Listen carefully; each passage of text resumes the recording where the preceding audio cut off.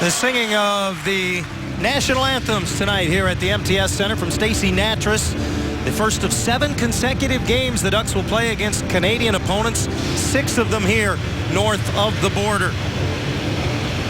Time for tonight's Keys to the Game is brought to you by Honda. Hazy, we look at the Winnipeg Jets for the first time this year. And the Jets, as you mentioned, John, have scored the opening goal of the game in 8 consecutive games. So quick outs from the Anaheim D to start this one. They don't want to allow the Jets an opportunity to get that forecheck established.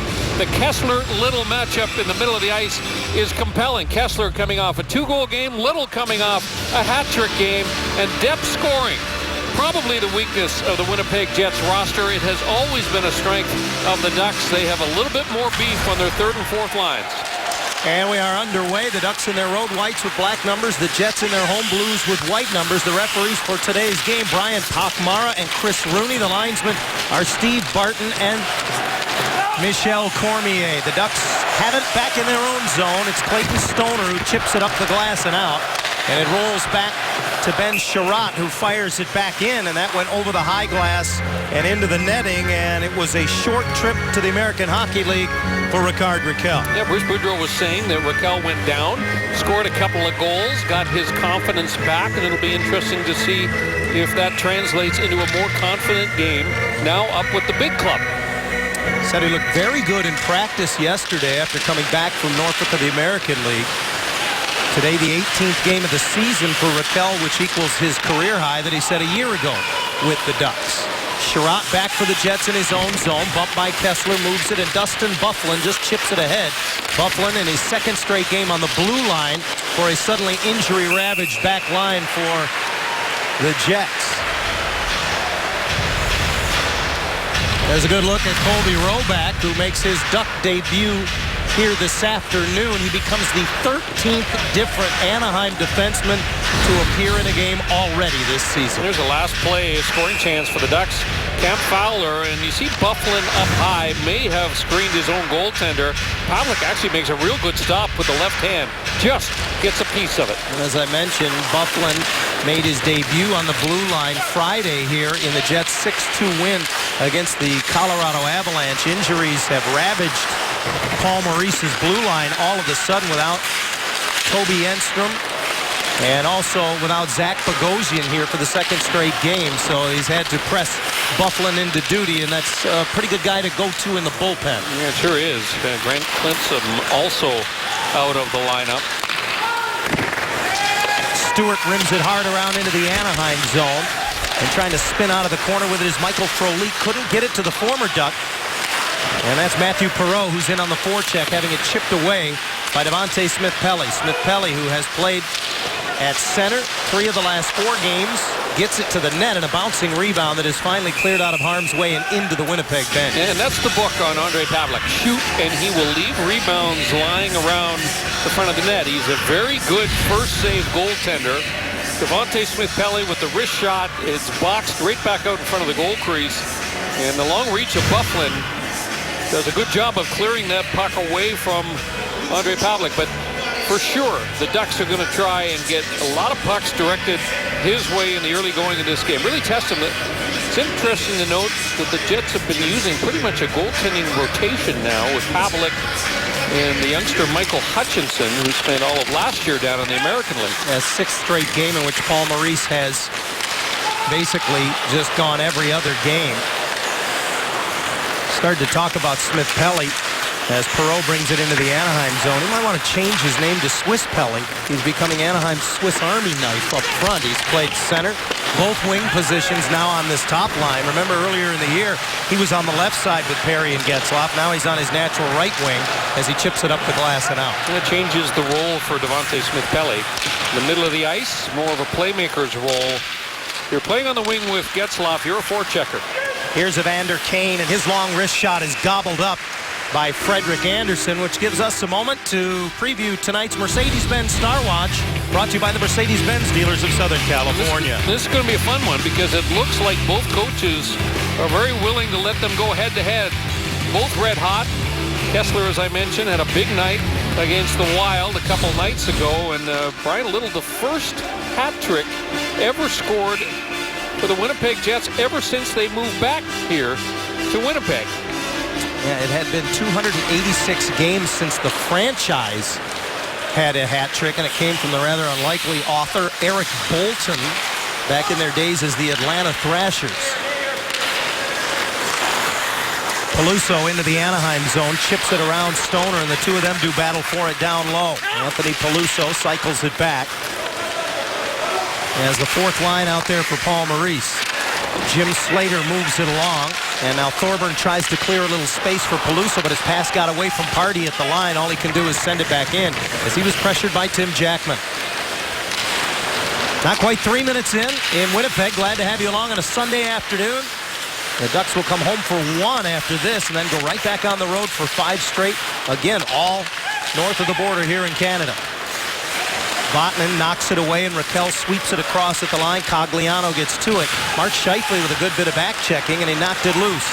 Halishuk brings it into the Anaheim zone, poked off his stick by Josh Manson. Followed up, Lowry gets it in front, and Scheifele whips it over top. Not too much space for Scheifele in the middle of the ice, and big Lowry down low is creating all kinds of issues for the Ducks. Mark Stewart pushed up the wall. The puck got by him. Here's Cogliano. And his shot between the pads of Pavelec, but he's able to close the wickets in time. Well, Mark Scheifele is a very talented young player. So the Jets think they're going to become just a terrific goal-scoring centerman. 7th overall pick in 2011. And that time, he just missed. Ryan, he's going through a little bit of a sophomore slump here this season. He kind of broke out last year at 13 goals, but only 3 so far this year. They've got high hopes for him here. I always find it interesting that Scheifele was coached by one of the great Winnipeg Jets of all time, Dale Hawerchuk, during his junior days with the Barrie Colts.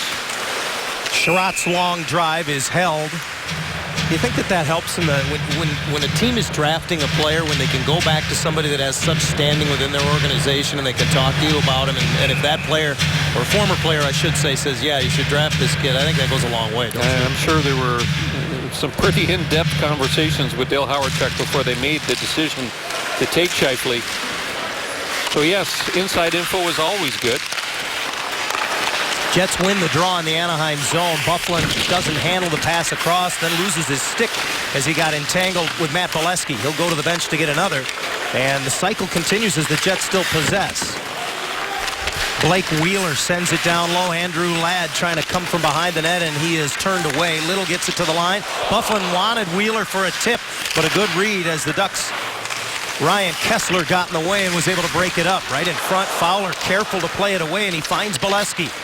Bolesky rink wide off the boards. Getting a stick on it is Paul Mary, but he can't corral it, and Jacob Trouba reverses it away. That opens up the middle of the ice. Jets are changing, but Wheeler carries on into the Anaheim zone. He gets bumped off the puck there by Roback. He works it up the wall, not out. Look at Trouba walk the line. His shot deflected right there for Perreault. Point-blank save, Anderson. First big save of the hockey game goes to Frederik Andersen, and Getzlaf curls it out of the zone. Well, the Jets are being rewarded for their persistence on the forecheck. They have forced a couple of turnovers, created some good opportunities. Speed away from the puck, and they get it to Michael Frolik. His backhander spit right in front by Andersen, and Perreault again robbed by his former teammate. Frolik gets it back, slides it over. Mark Stewart at the left point keeps it in. To the corner, Getzlaf doing battle there with Kane. Kane wins the puck, rolls it in front, but it's swatted away by Roback, and then it comes back. And skating it out of harm's way, Hampus Lindholm. They'll carry it all the way into the Winnipeg zone and then just flip it in and return to the bench for a change. Yeah, first shift of the game for Roback, and that was a little bit of a fire drill down low in the Ducks defensive zone. Chris Thorburn trying to get around Vatanen in the Anaheim zone. Centers it, comes all the way through, taken off the skate by Peluso, but he couldn't get it on net. And now Stoner knocks Slater down behind the goal. Chips it ahead, but Thorburn held it in. Big Chris Thorburn got his first goal of the season Friday here against the Avs. Back to the line, and Party's shot punched away by the blocker of Andersen. To the point again, it's Adam Party.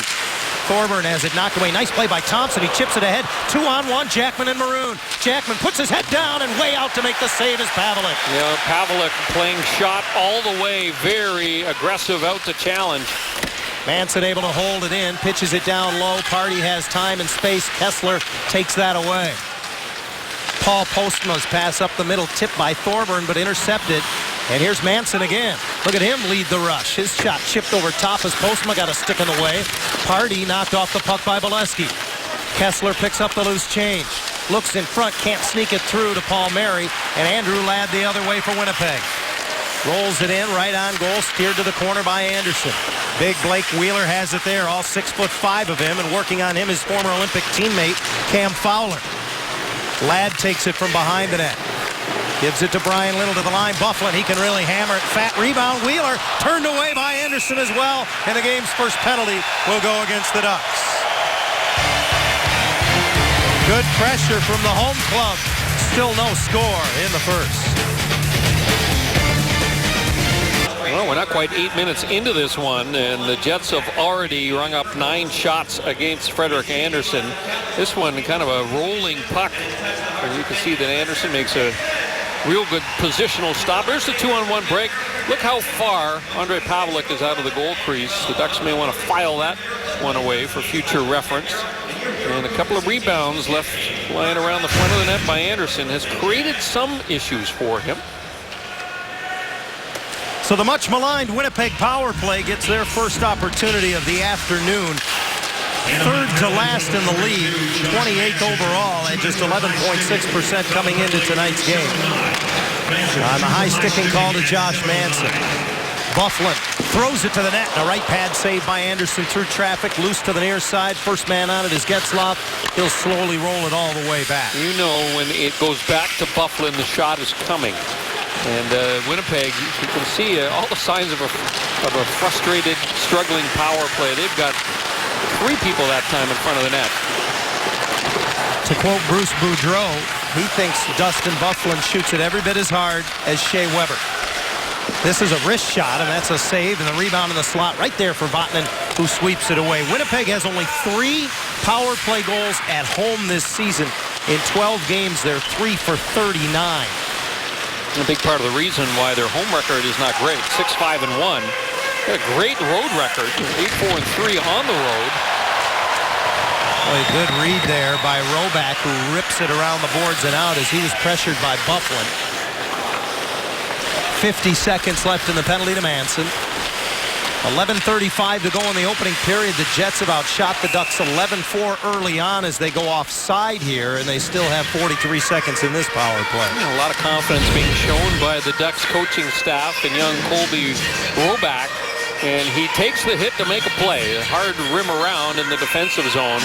He knows that Bufflin was right on his tail. Does a good job actually of getting close to the boards and glass to absorb a little bit of the hit by Big Bufflin. Roback had played 7 games with the Panthers before coming over earlier this week. I guess I should say last week. It's Sunday now. In exchange for Jesse Blacker and a conditional draft pick. Roback 2 seasons ago played 16 games for the Panthers. Postma fumbles it a little bit at the line, but rims it around, and then Anderson gets a touch on it, and Vatanen able to reverse it. Fowler has a man all over him. That's Scheifele who takes it away. Back to the point. Postma finds Evander Kane. Kane takes the shot in and out of the glove of Anderson. And it fell right there for Michael Frolik, but he couldn't get it on net. Cross ice clear, doesn't get past Scheifele, who turns it back to the net, only to have it blocked by Sammy Vatanen. Penalty is over. Manson out of the box. Ducks full strength. Postma puts it right to the near side, and hitting the post is Frolik. Boy, they had what they wanted, and now they get good traffic in front, and Scheifele gets it through, only to see Anderson turn it aside. The Ducks been back on their heels, and they're allowing the Jets to make plays and shoot. They need more pressure. Up the boards, the puck does not come out, so Anderson says, you know what? I'm going to freeze it, and let's get fresh troops out here. A huge break for the Ducks on a pretty passing play. But look at the time in the middle of the ice. Crisp pass across, and a huge break for the Ducks as the redirect goes right off the middle of the post by Michael Frolik. No chance for Anderson to defend it, and then they also get a break as a bouncing puck is swatted at, and a couple of sticks go right underneath it. So the Jets come up empty, although they come very close on the game's first power play, and Anaheim's going to be called for icing here off the face-off. Let's take a look at our updated American Honda 3-star leaderboard. Again, if you're unfamiliar, the number 1 star of the game gets credited with 5 points. The number 2 star gets 3, and the number 3 star gets 1 point. We add it all up, and then somebody double-checks our math. There's the number 1 star so far of this opening period. It's been under siege for Anderson in this game. Anaheim won the face-off, but Andrew Ladd just took it away, and he was right at the top of the blue paint, but he couldn't settle the puck. Bolesky and Kessler 2 abreast into the Winnipeg zone, and now they try to pick it off the back of the net. Kessler curls it from his knees right through the top of the crease, and it comes out to Roback. Ryan Kessler played almost 24 minutes in Minnesota. That's a season high, and now he's drawn a penalty. He was hooked as he came from behind the net. To the bench goes Anderson, the extra attacker on for Anaheim. The puck is touched up by Andrew Ladd, and the Ducks will have their first power play chance of the game just over 10 minutes in Winnipeg. Anaheim Ducks hockey is brought to you by Jeep Cherokee. Built free. Visit Jeep.com or your local dealer to begin your adventure today. And by AT&T U-verse high-speed internet. The U-verse revolves around you. Call 1-800-ATT. No score in Winnipeg, and Dustin Byfuglien has given Anaheim their first power play chance of the afternoon. Remember Byfuglien transitioning back to the blue line. He's been playing wing all year. Takes one hand off the stick, and just that little spin of Ryan Kessler will cost him a couple of minutes.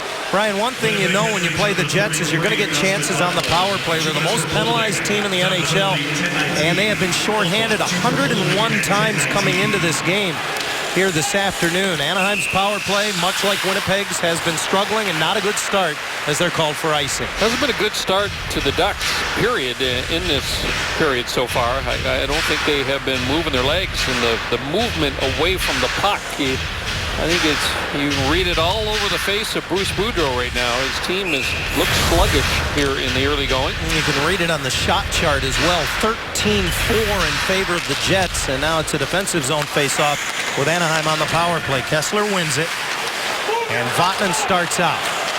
Sammy Hedmans, Getzlaf in full flight through the neutral zone. Into the Winnipeg end, and he'll take it to the left wing boards. Now curls back on his forehand, all the way back out for Vatanen. One-timer from Kessler, bounced right to Rennie Bourque in the slot. He tried to serve it over to Getzlaf.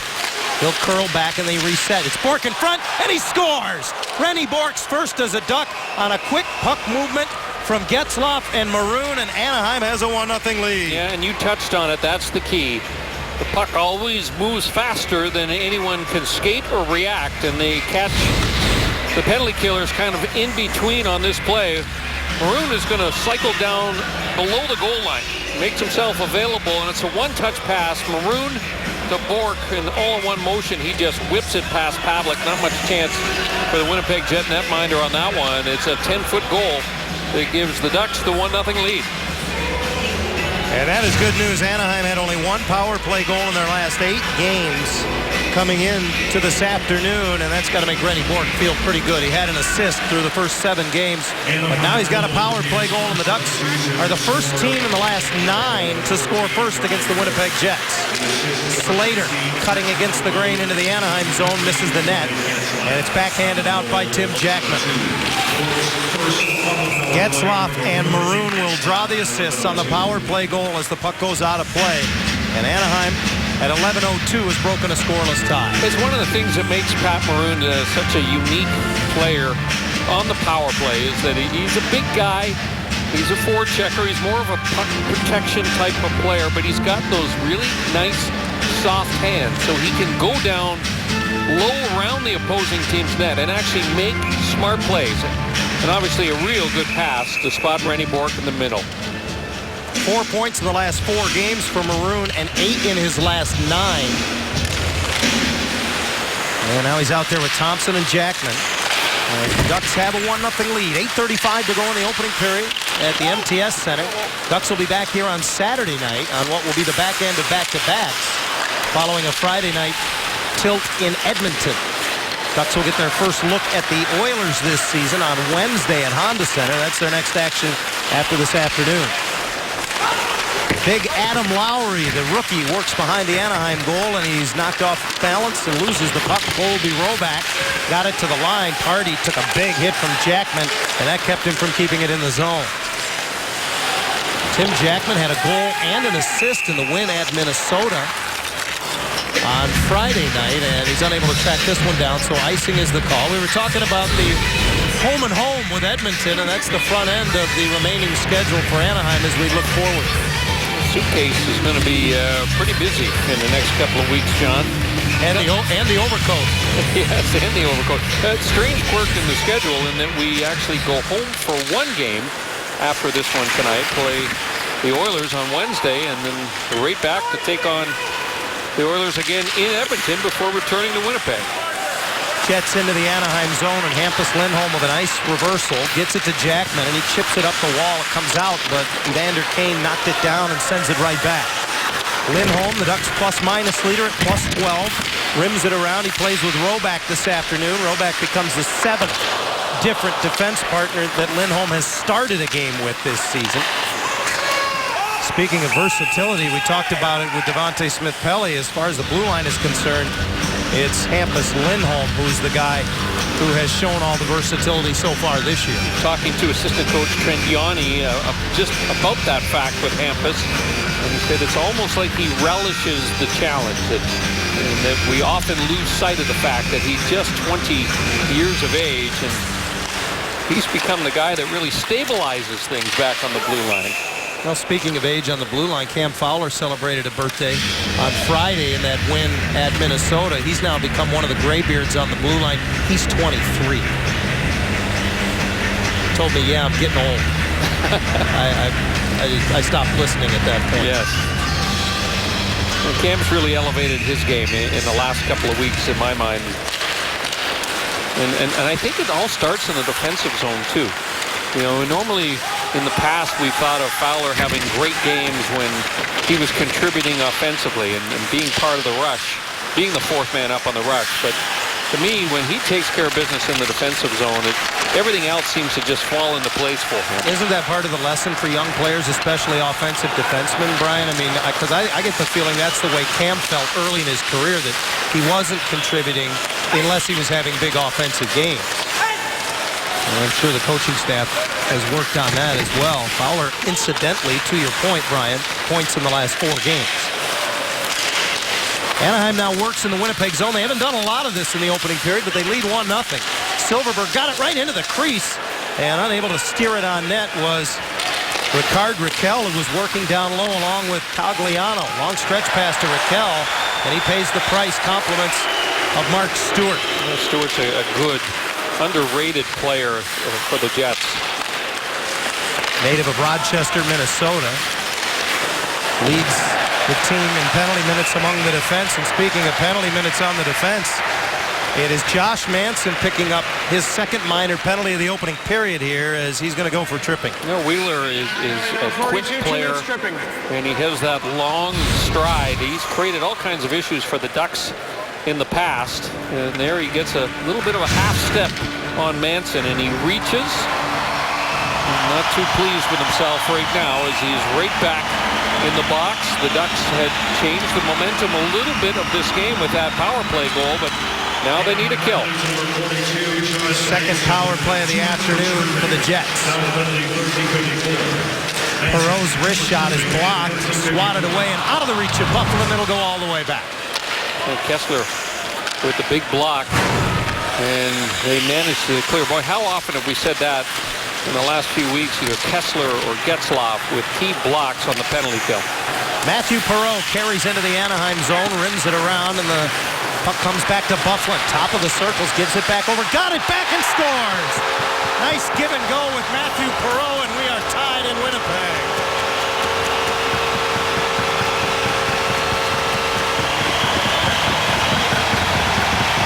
Boy, he is red hot right now. Now 4 consecutive games in which he has scored, and this really is a classic give and go. Byfuglien gets it around Getzlaf, readies to stick. The shot wasn't perfect. The key was that he got it away in a hurry, and it just finds a hole between the arm and the body of the Anaheim netminder. Didn't have to pick a corner. He just released it so quickly with the goaltender moving, and that's why sometimes holes open up. Fifth goal in the last 8 games for Dustin Byfuglien, and the teams have traded power play goals here in the first. It's 1-1. And the puck chipped over the boards and out of play, so we'll step aside. 5:22 to go in the first period that's been dominated by Winnipeg. And the Jets have just tied it. Time for Guts and Glory, brought to you by Ram Trucks. And Anaheim looks to pick up the goal-scoring slack. None better this season than Matt Bolesky. Yeah, no Corey Perry in the lineup. And after Perry, of course, it is Matt Bolesky. The second most goals for Anaheim's roster so far this season. Bolesky, just an honest, hard-working player who, oh, by the way, just happens to have one heck of a great release on that shot. And it has been a breakthrough season for Bolesky thus far. Some would say they've been waiting a while after he had 11 goals in his rookie season for this. But as I mentioned to you a couple of times, Brian, we're so used to that great release and that big shot of his producing his goals. But this year he scored a lot more of them down around the blue paint. Some have gone off of his shin guards, off of his pants into the net. I mean, he's put himself in those dirty areas. And that's a lot of what Corey Perry has made a living doing offside of the Jets, as they try to storm into the Anaheim zone with 5 minutes to go. You look at this tied first period. You look at this line for the Jets with Little in the middle, Wheeler and Ladd, 2 big powerful wingers on his wings, and they're number 1, 2, and 3 respectively in the scoring this season for the Jets. Right. They've been dangerous at times in this game this afternoon. Right, I look at Andrew Ladd, a former teammate of Ryan Getzlaf with the Calgary Hitmen, and what a formidable line those guys would have made playing together. A couple of 6'3" goal scorers, big offensive forces. You got to think the Hitmen had some pretty good years with those guys. It's Kane on left wing, throws it in front. Roback takes it off his skate to the corner, being careful up the glass with it. And it's gloved down by Sherratt, the defenseman. He then plays it, so no hand pass. And now Lindholm having a little trouble getting it off the side of the goal. Nice backhand pass does come to Rennie Bork, who has the Anaheim goal. Gets his feet moving at center, gets the red line, and throws it to the corner. Smith-Pelly with the pressure on Sherratt, and he has support from Matthew Perreault. Perreault and Ladd assisting on the Byfuglien power play goal at 14:28 that answered the Bork power play goal at 11:02 for Anaheim. We're tied at 1 in Winnipeg, just under 4 to go in the opening period. Scheifele has it knifed off his stick behind the net. Covering up was Adam Pardy. Ahead at center, Adam Lowry. And he bumps with Stoner in the corner. Puck comes back, and Matt Halishuk, the former Nashville Predator, knocked to one knee, couldn't come up with it. Around the boards, Postma pinches from the point to keep it alive. Halishuk again puts it behind the net, and Lowry loses his footing. Cogliano tracking Scheifele. Mark Scheifele keeps the cycle going, got it back, and it hopped off his stick. He stays with it, turns again, hits the brakes, and Stoner knocks him down. Loose puck is there for Jakob Silfverberg. Silfverberg gets it deep, and Anaheim will get a needed change. Kessler in on the forecheck, and Maroon tries to throw it to the net. That went off a leg. Manson stepped up, and it ricochets out center ice. Fowler has to retreat with it. Josh Manson out of Northeastern University rolls it in behind the net, and Andre Pavlik with a rare touch as he comes out to play it. Peluso jams it up the boards away from Slater. Ducks have to wait to get onside. As they do, Jackman steps into one and fires it wide. Fowler holds it in left point, and it's tracked behind the net. Jackman tied up with Stewart. Reaching for it is Maroon. Slater reverses it away from him. Jacob Trouba ran into Jackman. Puck is in their skates as they lock horns in the corner. You hear the officials saying, "Let's go, play on," as Maroon joins the fray. It's underneath Patrick Maroon. He comes out of there with it in front for Thompson. And a big rebound save by Pavlik, who didn't know he made it. He made a great save on the initial bid, but he couldn't find the rebound. Fourth line again, and the 2 big bodies of Jackman and Maroon down low. An advantage for Anaheim. Creates a quick scoring chance for Nate Thompson. He gets one crack at it. The rebound was there, and he got hooked from behind. Otherwise, he probably puts that rebound home. Probably a good penalty taken by Mark Stewart.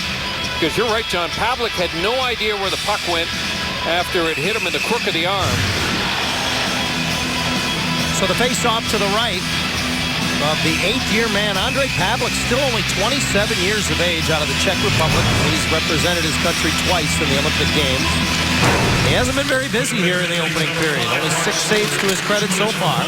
Second Anaheim power play of the game, and Getzlaf holds the line. Bourque gets it over to Kessler, and that's off the shoulder again.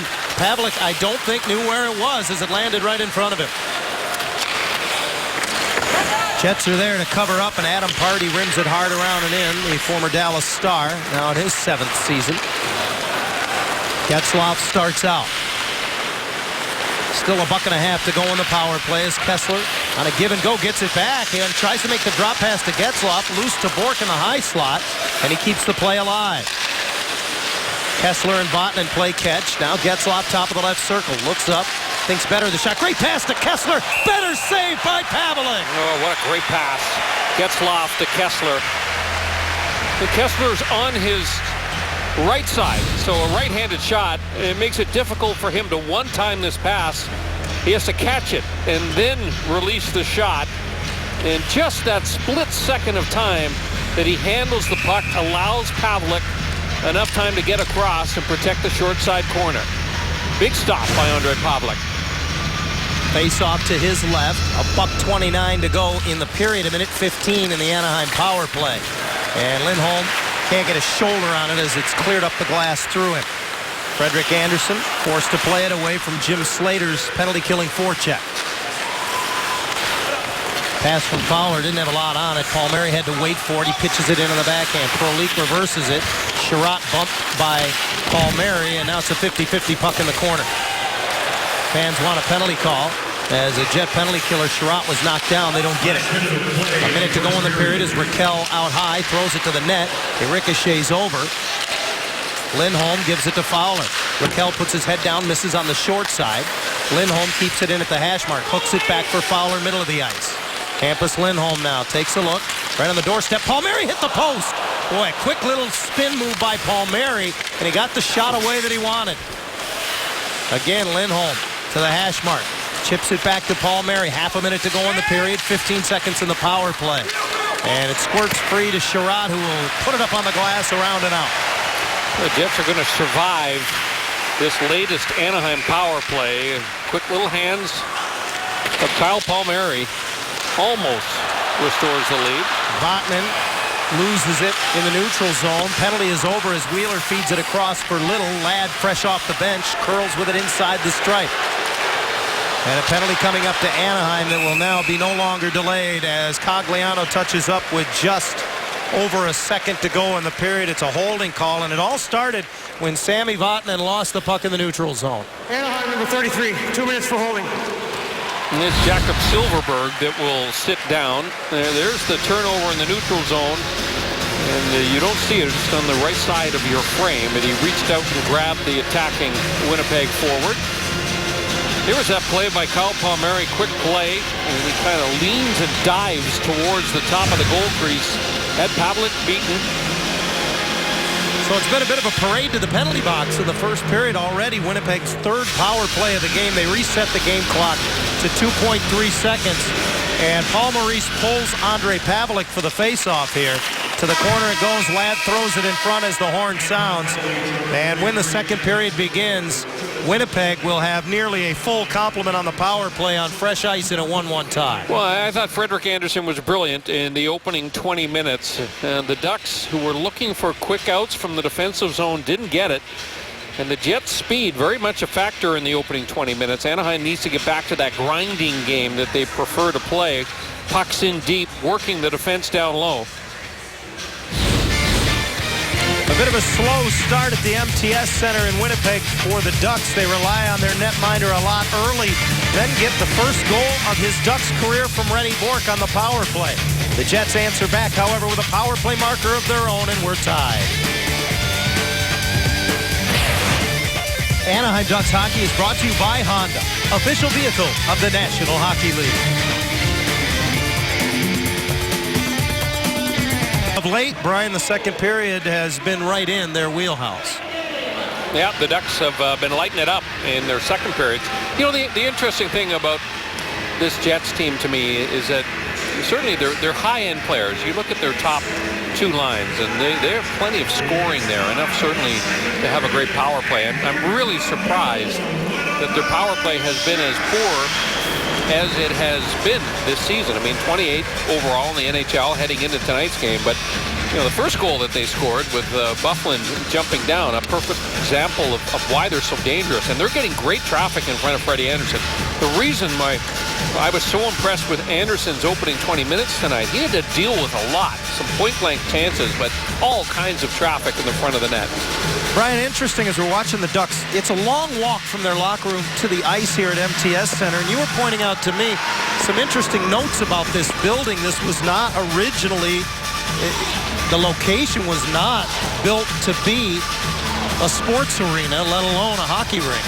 Yeah, this was a department store. This was an Eaton's department store, and 4 or 5 levels, and they essentially had to gut the building and squeeze this arena into the confines of a downtown Winnipeg block. Essentially a couple of city blocks has become the MTS Center. They did a wonderful job and what was essentially a retrofit. Seating capacity, unfortunately, the lowest in the National Hockey League. You know, if they had an extra 1,000 seats here, they'd still fill it. They'd fill them. There's over 8,000 people on their season ticket waiting list here in Winnipeg, so they don't have any concerns about selling the building out. Unfortunately, they just haven't been able to, or they don't have a space that can accommodate another 1,000 folks. Well, as you see from the shots from the outside of the arena, it is just right on the main street here in downtown Winnipeg. So now it's ladies lingerie skate sharpening. That's how that works in the new department store here in Winnipeg. You're getting off topic again, John. We need you to focus. Not me. To the second period Not again. me. Ducks have to focus on a penalty kill. 1:58 remaining in it, and unfortunately they win the faceoff and clear into their own bench as Vatanen misses the top of the dasher board there. So just a couple of seconds whittled away, and now the draw comes back into the Anaheim zone. Just 5 seconds in to the second period. Kessler, the only Anaheim centerman above the 500 mark in the faceoff circle. He's taken half the draws in this game for Anaheim so far. Jets win the draw, and they are set up in the Anaheim zone. Byfuglien, the trigger man at the line. He's not open, so Little works it down low for Wheeler. Brian Little settles the puck, swatted away by Kessler. Now Stoner and Kessler both pressure him. He gets it back to Byfuglien. Perreault trying a shot pass, and that's intercepted by Vatanen, who is able to fire it all the way back. Yeah, we're talking about Sami Vatanen in the penalty killer's role, and not the prototypical penalty killing defender, smallish guy, but boy, here's a turnover, shorthanded. Cogliano is in. Glove save, Pavlik. What a stop. Pavlik was sitting on high glove the whole way. This is the classic show it and take it away. And here's where, Byfuglien not spending a lot of time on the blue line costs him. Situations like this, a bad read by him. It springs Cogliano in the middle of the ice. Well, watch the goaltender Pavlik here. Watch the left hand of the goalie. He's holding it fairly low, and then he just picks it up and takes away the top corner. Cogliano with a real good bid for his second shorthanded goal of the season, set up by Smith-Pelly. Devontae Smith-Pelly has figured in both of Anaheim's shorthanded goals this season, scoring one and assisting on the other. Frolik digs it from deep in the zone and rims it around. Paul Postma snaps it over. Here's Jacob Trouba forced to his backhand, and he whipped it just wide. Big second year for Trouba as he has emerged on this Winnipeg blue line. His bid is deflected high in the air and into the netting above the high glass. He's a wonderful player, Jacob Trouba. You think about the Minnesota Wild that selected Matt Dumba ahead of Jacob Trouba. And at this stage of their young careers, certainly Trouba well ahead in terms of his progression. So Trouba already with 3 goals, 10 points on the season. He leads all blue liners in scoring coming into today for Winnipeg, and he gets one through to the net, and a fat rebound is potted by Andrew Ladd. That'll be another assist for Trouba, and Ladd gives the Jets their first lead. Well, this is soft play in front of the Anaheim goal crease. And the initial shot from the blue line is redirected, and that's why Freddie Anderson has trouble with the rebound. Here's the shot. There's the redirect by Wheeler. And neither Fowler nor Josh Manson can get to the rebound. Here's the redirect. There's the bounce off the goaltender. And it's the second time tonight that there has been a Winnipeg player pretty much uncontested in front of Anderson.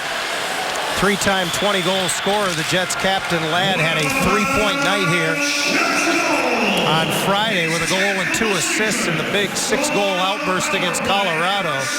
And he has given the Jets their first lead. It's 2-1, 10th of the season for Ladd as Anaheim goes offside off the ensuing faceoff. You think about the Ducks and their penalty kill, and it has slipped down to 13th after being top third of the league pretty much all season long. And I gotta believe that the injuries to the blue line, no Beauchemin, no Lovejoy, is starting to take its toll. We talk about the sheer volume of games that those players have missed. This is the 10th game out of the lineup now for Beauchemin tonight. Lovejoy has missed the last 19. This is the second time the Ducks have gone without Corey Perry. Now the 6th game in all without their leading goal scorer. They lost Getzlaf for a game, but when you lose key players, and not just for one game at a time, it really changes everything. Bourque unable to get to that loose puck at center. Vatanen loses his stick trying to just kick it ahead. Does, and Getzlaf pokes it a little deeper into the Winnipeg zone. He got it past Trouba. Centers for Bourque. It comes all the way back.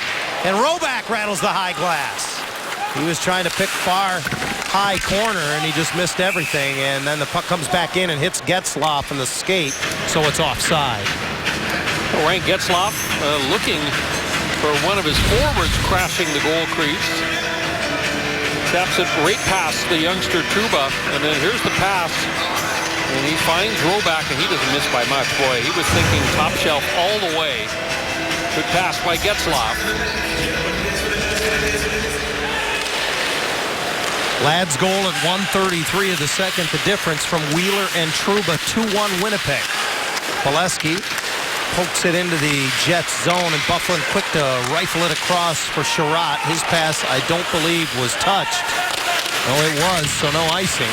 As Roback has to play it. Lindholm up the boards and curling off the wall. Nice play by Palmieri. Ahead to Bolesky. He finds Kessler in stride, and out to get the blocker on it was Pavelec. Yeah, good read again by Pavelec, who saw Kessler by himself. Bolesky pays the price as he got decked. Winnipeg defender broke his stick there, and Little gives his up to try to help out. So Anaheim pressing the issue deep in the Winnipeg zone. Sherratt loses it in his skates, throws it to center, intercepted by Lindholm. Ducks will change as they get onside, and Lindholm just fires it up on the glass and in. Maroon off the bench forces it back, and Ladd reverses for Byfuglien. Wheeler skies it to center, and Scheifele has it land right at his feet. Pat Maroon hinges it back. Vatanen moves it ahead. Thompson into the Winnipeg zone. 4 players meet behind the net. And Maroon rims it back, falling down is Manson, and Halishuk chips it past him. Scheifele now turns back with it, and now heads up ice with it. Chipping it in, Fowler will hinge over. And he feels the pressure from Scheifele, so he leaves it there for Manson. Good little play there. Doesn't look like a whole lot, but that's good communication between the two defenders. And now Fowler can wind it up. Redirected in by Jackman. And Pavelec looks around as he wanders out to play it. Forechecking pressure from Cogliano. Creating a little havoc as he got a stick on it. Raquel And Cogliano go in after it. Raquel comes up with it behind the net. He'll use the boards to set up Stoner. Tipped in by Silverberg. The high tip play, and the Ducks have tied it. Well, what a deflection that was. I mean, no chance whatsoever for the goaltender. Clayton Stoner spotted the stick blade of Jakob Silverberg, and he just fires a low bullet along the ice. And Silverberg, who's cruising into the middle with a nifty little redirect, my goodness, you can't get any more perfect than that. Look at the reaction of the goaltender, moving one way and then unable to react, impossible to react to the redirect by Jakob Silverberg. Brian, I got to credit Cogliano and Raquel. It was their forechecking pressure that created the turnover behind the net. Raquel then got it back to the point, and the subsequent goal as a result. So the second straight game in which Jakob Silverberg has found the back of the net, a very good sign for Anaheim. You were talking about secondary scoring and your keys to the game at the top, Brian. I know you were, in some respects, referring to the Winnipeg Jets, but Silverberg's starting to pick it up offensively here. And we're tied at 2. Raquel and Stoner will draw the assists. For Clayton Stoner, his first point as an Anaheim Duck. And we're tied at 2 in Winnipeg. And that same line stays out on the ice. Silverberg and Raquel down low as they cycle with Cogliano. And Cogliano again breaks up an outlet, but Scheifele follows up and is able to clear. Lowry at center wants to change. He'll flip it in. You know, we were talking about Rickard Rakell, and seemingly with more confidence after having success in the American League. That last couple of shifts, a good example of it. Lindholm carries the mail in and plays it across for Getzlaf. Behind the net, it's Rennie Bourque. Lindholm trying to get it to the net. That's intercepted and sent all the way back. Anderson will play it right up the middle himself. Bourque for Getzlaf. Getzlaf just chips it ahead, and Bourque gets on his horse and gets it deep. Smith-Pelly pressures Stewart behind the net. Andrew Ladd will follow along the wall, and he'll bring it with him. The Jets captain goes cross ice. Here's Jacob Trouba. His shot spit right out into the middle off the right pad of Anderson, and the Ducks are there to cover up.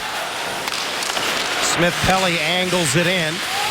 Byfuglien hinges over and reverses it away from Smith-Pelly's forecheck. Getzlaf gets in as well, but up the boards it's Michael Frolik for Winnipeg. Former Chicago Blackhawk feeds it to Kane. Evander Kane gives it back, now gets it once more and misses on the short side himself.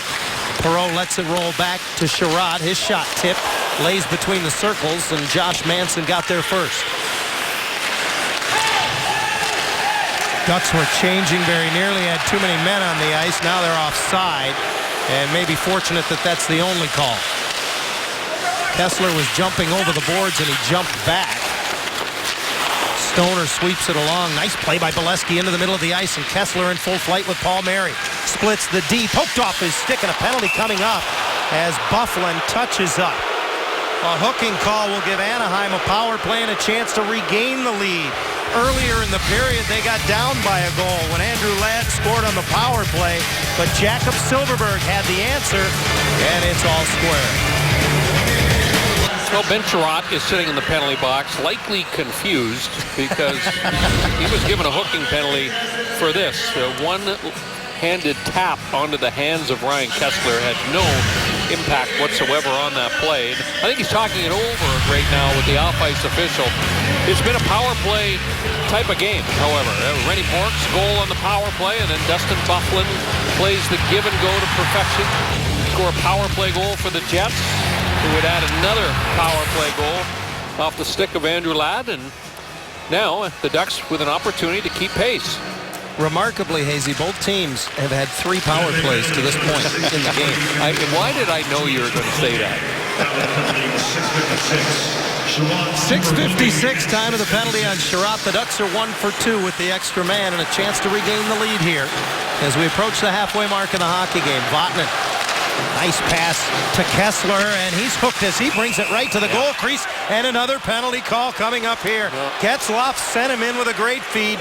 This is a hooking penalty. Now, this is a legitimate call, and this is going to be a 5-on-3 for a minute 38. Kessler, well, we've seen this more and more in recent games, Sean, where he just has a full head of steam breaking through the neutral zone, and he's about to break free, and there's all kinds of people tugging away at Ryan Kessler. And eventually the call was made against Trouba, but you could have picked any of the 3 penalty killers for the Jets there and send any one of them to the box. So what an opportunity for Anaheim here. A minute 38 of a two-man advantage, and Kessler wins the draw cleanly. Getzlaf and Vatanen at the points. 2 minutes for Colgate. Down the penalty, 7:19. Maroon gives it back to the captain. Set up in front is Bolesky. Kessler near circle. Middle of the ice, Vatanen. Maroon right across, and Getzlaf just missed. Well, I think Stewart got a little piece of his stick as he was pulling the trigger there. Kessler able to hold the zone. Vatanen gives it back to him. One-timer tipped off the post. Bolesky got a piece of it. Anaheim again recovers the puck, however, and that's big. Vatanen and Kessler across the top this time. Getzlaf down low, loses it in his feet, so he uses the end boards, and Maroon again sends it out high. Under a minute, a two-man advantage. One-timer by Vatanen is tipped, batted out of midair. Boy, nice attempt by Stewart to clear, but it hit Kessler. Getzlaf gives it back to Kessler. Fought off by Pavlik and batted in on the rebound. No goal. They're saying this is a high stick, I believe. Oh, boy. No, it's a penalty, they're saying, on Bolesky for goaltender interference. We're going to have a look at this one. Yeah. I didn't see there was contact with the goaltender. So not only do they wave the goal off, well, let's see if Watch we can figure Bolesky it in out. front of the net. And puck's going to come back. He doesn't touch the goaltender. He doesn't even touch him. I have no idea where this call comes from. This is a phantom call that cost the Ducks huge. Boy, oh boy, what a... makes contact with his left pad. That's it.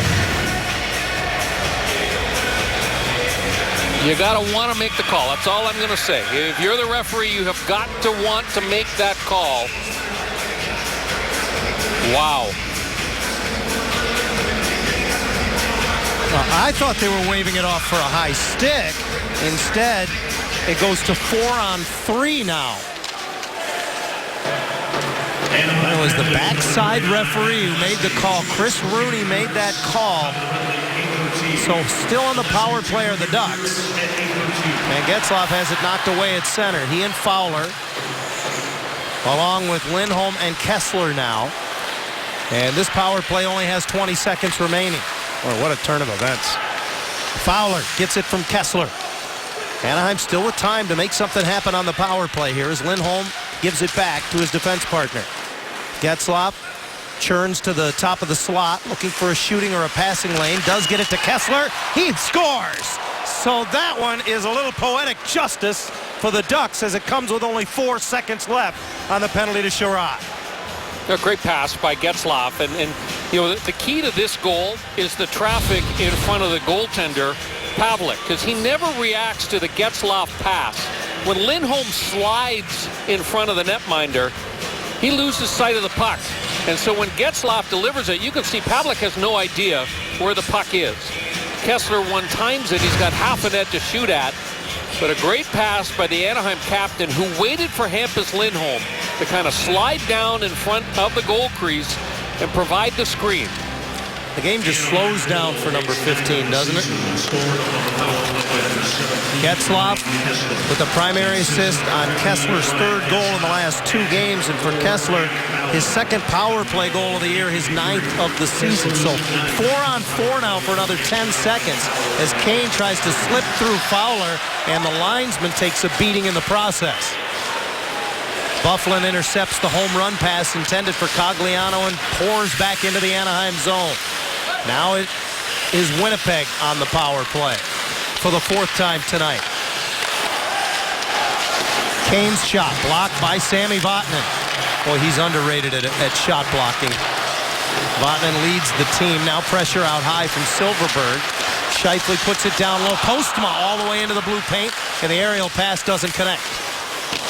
Byfuglien put it through the crease. Scheifele holds the zone on the far side, gets it back from Postma.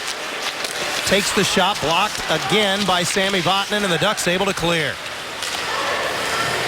15 seconds left in the, I guess I'll call it penalty on Matt Bolesky. Ladd into the middle, and here's Wheeler flying in. Backhand pass is broken up by Stoner, still loose in the slot, and Lindholm pays the price hard from Ladd and can't clear the zone. Wheeler tries to wrap it around. It comes all the way through and one-handed out of the zone. Smart play by Bolesky as he had just rejoined the play out of the penalty box. Now, Lindholm looks no worse for wear. That's the good news. Little 2-on-2 with Ladd, finds the trailer. Wheeler, and that's blocked on a selfless play by Smith-Pelly. Then tipped just wide by Ladd. Stoner into the middle of the ice, finds Rennie Bourque, and the Ducks will dump it in on a cross-corner dump that eludes Ondrej Pavelec. Jackman in hard on the forecheck, gets after Scheifele. And Scheifele got rocked there by Rennie Bourque. And Jackman took a pretty good shot from Lowry. There's some big boys throwing some weight around out there right now. Yeah, it's getting a little interesting here. Remember, these two teams are going to play next Saturday right back here in Winnipeg. They'll also play just over a month from today on the 11th of January at Honda Center, a game that Ducks fans have circled on the calendar, as that's the night Anaheim will retire the jersey number of Teemu Selanne.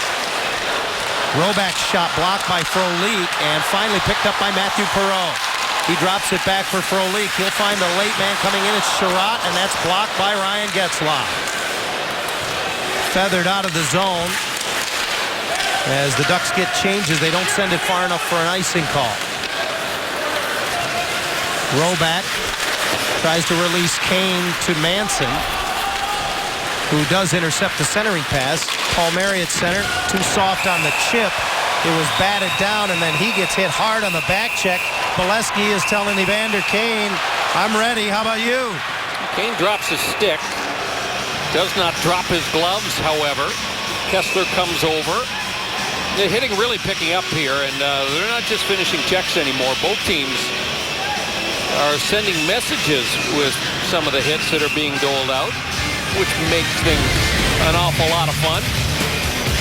The teams have traded the lead in the second, and Anaheim leads 3-2. Well, Ryan Kessler is flying high, and good timing too, Brian. Without Corey Perry in the lineup, he has picked up his goal scoring. 3 now on this road trip. Yeah, got one tonight.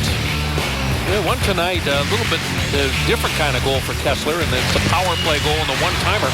Remember, first game of the regular season, Ryan Kessler scored a goal just like that against the Pittsburgh Penguins. And he can one-time the puck, for sure, and he gets an awful lot on it. That was one of the things that Ryan Getzlaf said to me, you know, as he was getting to know Ryan Kessler, and I asked him, what have you seen that you didn't really know about Kessler? And now that he's your teammate, he said, well, I didn't know he had such a good one-timer. And so another weapon for the Ducks power play and another target for Ryan Getzlaf when he has the puck is, it's not just Corey Perry he can look for now. Kessler now with 14 points in the last 16 games. 9 goals on the year for the leading goal scorer a season ago with the Vancouver Canucks when he had 25. Roback up the boards trying to battle it out. Raquel comes back, does a nice bit of work on Adam Lowry. The puck came right to Lowry, tries to hook it around Anderson, who battles him all the way across the goal crease. A great stop by Anderson. Those long legs of his. Cogliano picks it off the near wall, skates to center, and lost the handle. Right as he got to the blue line, it's offside. A quick turnover in the defensive zone, and the Jets jump on the attack, and Adam Lowry is wide open. But what a pass by Scheifele there to Lowry, and Anderson stays with him beautifully. And he gets across, gets that right leg pad, and the knee down on the ice, John, so that the puck cannot slide underneath the pad. A big stop for Frederik Andersen. He's made 16 saves so far. Anderson had 21 in the win at Minnesota on Friday. Now has 13 wins on the season. Freddie's 7th in the National Hockey League amongst goaltenders in victories. Fowler up the near boards. Poked in by Maroon, but the play is offside. Well, Brian, we want to go back to the no goal during the 2-man advantage on the Anaheim power play. It's not goaltender interference, it's just interference. Yeah, it's a push-off by Matt Bolesky on Pardy in front of the net. It's still very, very marginal. I mean, those types of plays go on all the time when they're battling for position, but still a huge break for the Jets. On the continuation, of course, Bolesky able to score and bat a rebound that would not count. Andrew Ladd going against the grain, trying to one-time it, but Maroon got a piece of it, and it's in the netting. You could win a 2015 Honda CR-V this season at Fan Appreciation Night at Honda Center. Always a fun night late in the season. And to be in the running, all you have to do is send a 15-second video telling us why you deserve the car. Send it to AnaheimDucks.com/I-want-my-CR-V, where you can get all the details. And I've told you many times, John, and I will reinforce, you are not eligible. I'm in the hunt. I'm in the hunt. You're not listening to me. There's room in my driveway. Trouba deflects it at the blue line, and countering back are the Jets. Down a goal, 3-2 the home team here as Frolik flips it along the wall. This is the first time the Ducks have been in this building without Teemu Selanne. I saw a posting by one of the fans here in Winnipeg on the scoreboard before the game. It said, finally, we can go to a Ducks-Jets game and not cheer for one of the Duck players. Of course, the very popular Teemu Selanne came back each of the last 2 seasons since the franchise was revisited, or reincarnated, I guess I should say. Good save by Anderson, and Roback with some hard work along the wall as he has Matthew Perreault on his back. By the way, Teemu Selanne tribute night at Honda Center will be January the 11th against these Winnipeg Jets. I'm sure there's a few locals here that would like to attend that one, but as you and I both know, that's already a pretty tough ticket. Anyone, regardless of where they hail from, is thinking about that game. You might want to get on that one right away, as it's already a tough ticket over a month out. Just a battling shift back there in the Anaheim zone that time, finally able to clear. It's the second period, the difficult change period. And both teams trying to be careful.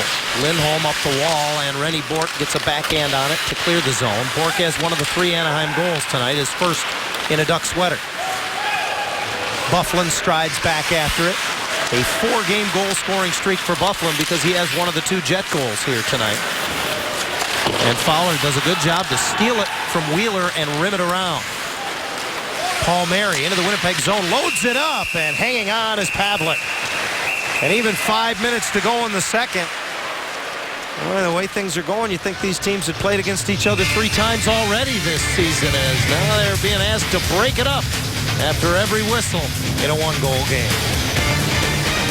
Well, Bruce Boudreau, like all coaches, always looking for something, that one thing that will be the motivator for his group prior to the game.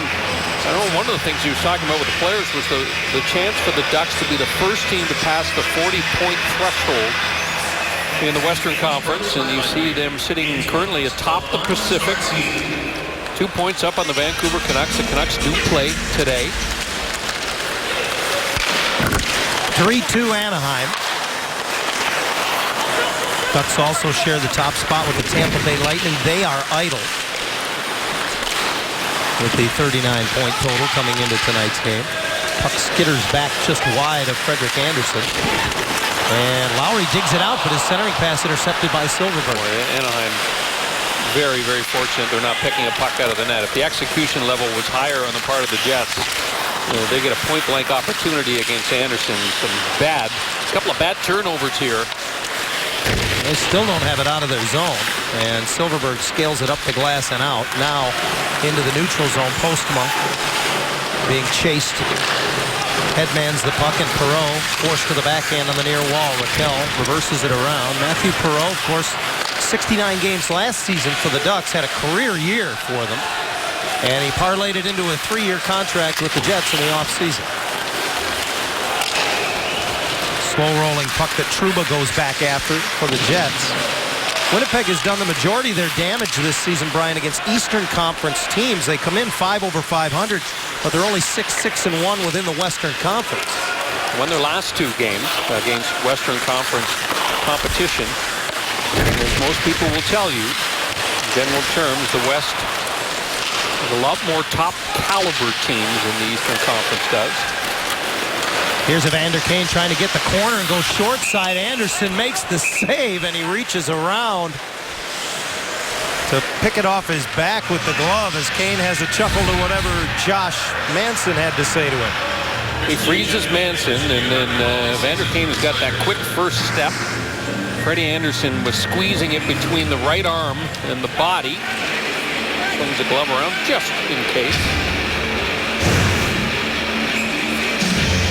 Face-off will be to the right of Anderson now with 19 saves in the game. 15th consecutive start for Frederik Andersen in goal here this afternoon in Winnipeg.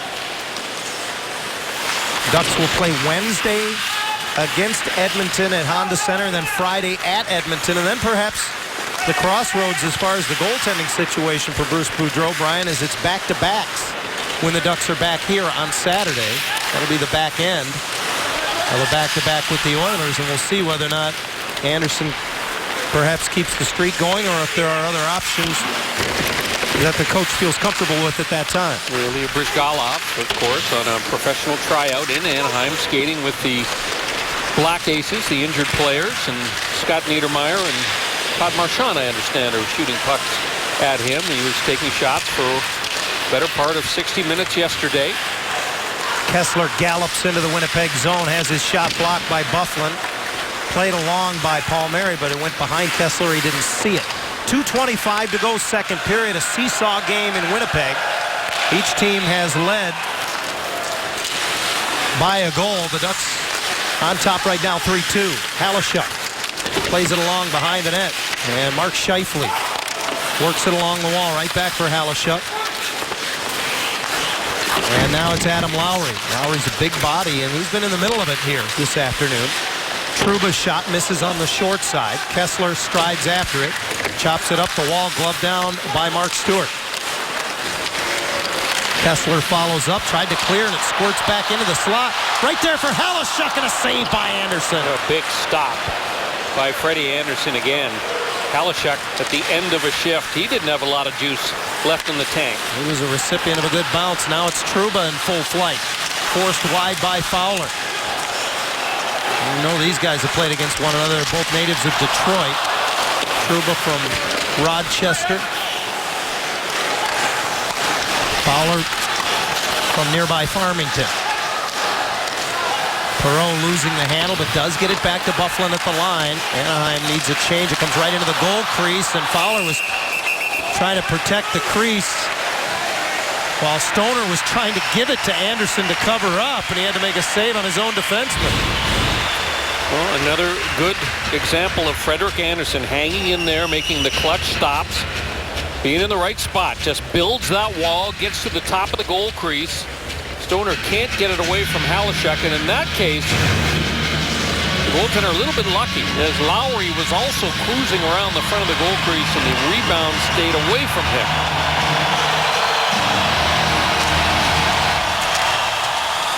Off the draw, Anaheim controls, and Roback gets it ahead for Nate Thompson. Last minute of play in the second period. Little brings it in, drops it off, and Ladd can't get the shot through. Under a minute to go in the period.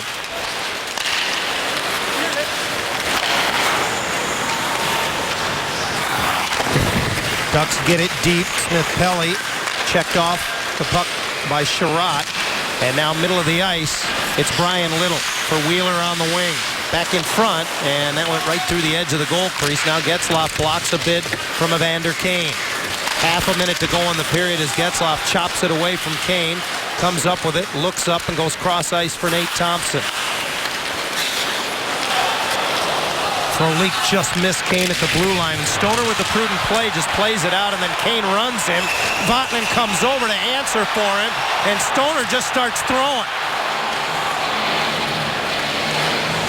The initial penalty was coming up to Evander Kane here as he ran Clayton Stoner, but we'll see if there's any collateral damage from what took place afterwards. Well, Stoner lands a couple of good ones.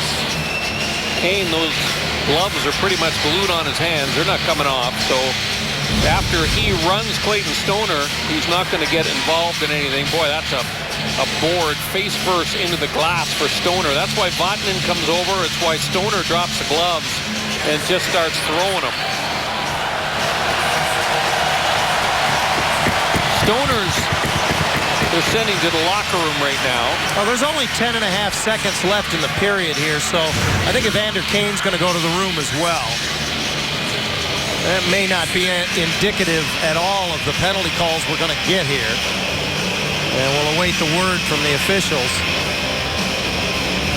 But as you mentioned, Brian, I guess the sandpaper factor, or maybe even the hate factor between these two teams has really picked up here in the second period. Well, the Jets are a big team, and they know that Anaheim is shorthanded right now. They don't have a lot of their big bodies in the lineup, so they're trying to ramp up the physical part of their game. They're trying to swing the momentum in their favor by doing it. The referee talking with Andrew Ladd. He doesn't look as comfortable with the calls, Ladd, as does Bruce Boudreau. As you can see, Chris Rooney now talking to Getzlaf, and he appears a touch perplexed.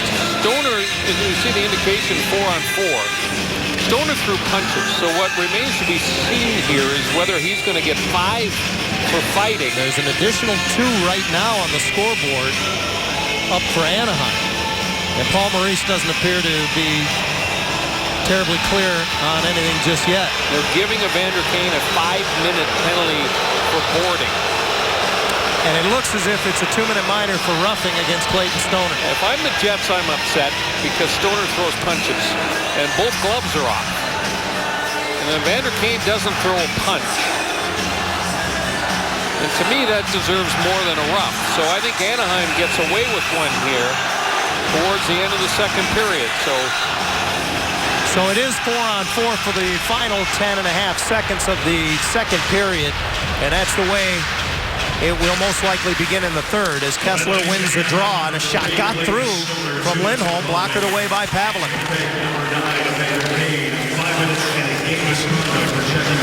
So Kane is also given a game misconduct. They've just announced that as the second period comes to a close. Well, I don't disagree with that. I certainly don't disagree with the 5-minute major to Kane. But I think Anaheim very fortunate that Stoner only gets 2 for a rough. Yeah, it's a 5-minute major for boarding and a subsequent game misconduct that goes with it for Evander Kane. So we'll start the third period 4-on-4. And then perhaps 2 minutes in, Anaheim would have a 3-minute power play. But what's most important is we will also start the third period with the Ducks on top of Winnipeg by a score of 3-2 at MTS Center.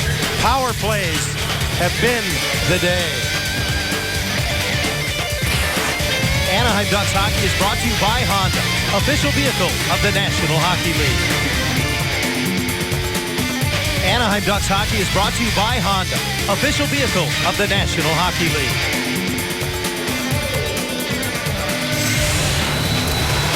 The Ducks on their way to the ice to begin the third period at the MTS Center in Winnipeg, where they have a 3-2 lead over the hometown Jets. These are 2 of the top 4 teams in the league in penalty minutes, but the physicality has come much more than just in penalty minutes today. Yeah, and there's been a few interesting sequences after television timeouts where Paul Maurice has dressed his big boys and put them out there for the next shift. He wants more body contact. And a lot of this has to do with who is not in the lineup for the Ducks right now. No Francois Beauchemin, and the Ducks defense is a lot lighter back there than it will be when Beauchemin returns. And so the forecheck is I think, a huge tactic on the part of the Jets here, and they want a lot of contact, especially on Lindholm and Vatanen, if they can get it. When the third period begins, the teams will skate 4 aside, as there is still 1:50 remaining in a 2-minute minor for Clayton Stoner. You just saw there in that video package for roughing. And I would say oftentimes, Brian, you talk about players not getting their money's worth. Clayton Stoner definitely got his money's worth for 2 minutes for roughing. Freebie. We call that a freebie. Drops his gloves, throws about 5 punches, and only gets a 2-minute penalty for roughing. That's a break for the Ducks. But John, this is one of those games where there's been some calls on both sides of the ledger that has the team shaking their heads. And it's a difficult game for players to play in that they don't know where the line is that they can or cannot cross in this one. I don't think it has been a particularly well officiated game thus far. Well, providing that there are no further calls in the first minute 50 of the period, Anaheim would then have a 3-minute power play on the other end because when Stoner was called for the roughing, it was in retaliation to a 5-minute major given to Evander Kane for checking from behind. So that's the reason it's 4-on-4. The penalty clock has started on both of those calls, but when Stoner's expires, there's still 3 minutes left on the penalty time to Evander Kane. And we're underway in the third. Puck to the near side, and Ben Sherratt, all the way from his defense post, drops down low and jams it around. Fowler there to support Cogliano, and he snaps it over for Lindholm. He's got a lot of room. Drop pass to Silfverberg, and he fans on the shot, but is able to recover possession. Around the boards, Lindholm to the hash mark. Tries to make a move on Byfuglien, who bodies him along the wall. Silfverberg returns it behind the net and then gets it in front from Cogliano. His backhander saved by Pavelec, who is sitting on the goal line. Now, unfortunately for Silfverberg, the momentum was carrying him away from the Jet goal.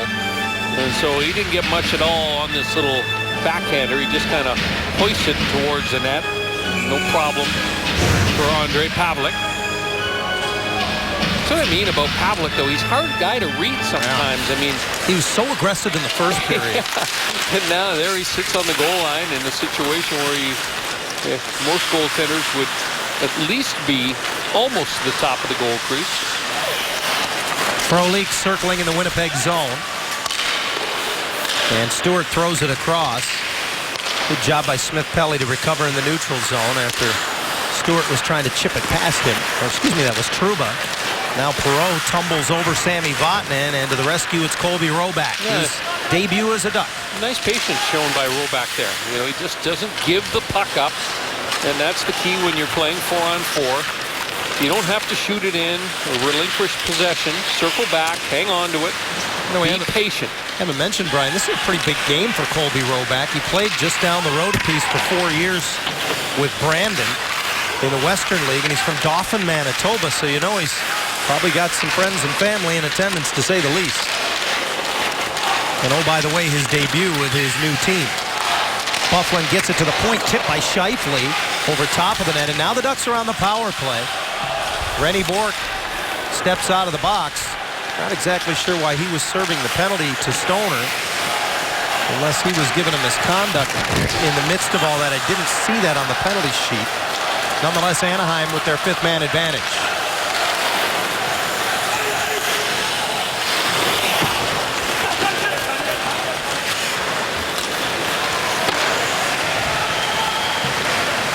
Kessler back in the Anaheim zone after it. 2:25 of power play time remains for the Ducks. They're 2 for 4 with the extra man so far. Kessler through the neutral zone with Bourque. And Rennie Bourque trying to kick it up to his centerman. Now rims it around, and nobody home at the point, so all the way over and unable to get there before it vacates the zone. It's Vatanen. Ducks can afford to be patient on the power play. And keep in mind, on a major penalty, if they're able to score here quickly, they'll stay on the power play. Getzlaf behind the net, joined by Maroon. Let the Jet penalty killers win the puck battle. Yeah, they're winning the battles right now.